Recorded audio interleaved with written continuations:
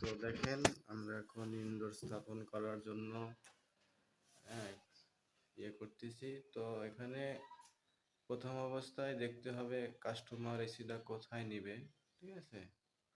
তো এখানে দেখতে পাচ্ছেন পাশে এসির প্লাগ আছে, কম্বাইন বোর্ড এখানে সিস্টেম করা আছে আগে থেকেই। তো এখন সেই অনুপাতে এখানে ফিটিং করা হচ্ছে। তবে এসিটা ফিটিং করার ক্ষেত্রে অবশ্যই আপনারা উপরে 5 থেকে 6 ইঞ্চি জায়গা রাখতে হবে, তাছাড়া মনে করেন বাতাস টানতে পারবে না।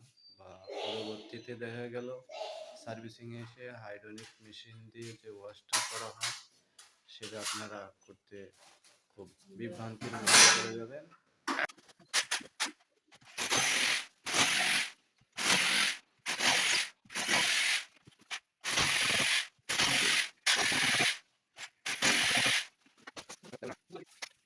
এখানে এখন ডিল করে ফুটা করা হইলো। তো এখন রয়্যাল ফ্লাগ দিয়ে আমরা এসিটা ইনস্টল করবো, সেক্ষেত্রে এসিটার ওয়েটটা ভালো মতো নিতে পারবে।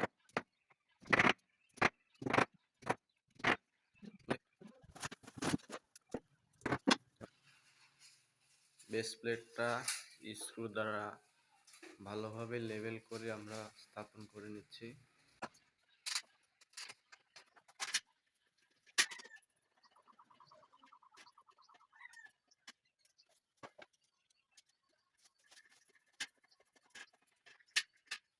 এসিটাকে আমরা ওয়াটার লেভেল দিয়ে এটারে স্পিড লেভেল দিয়ে এটারে আমি ভালো করে লেভেল করে নিচ্ছি।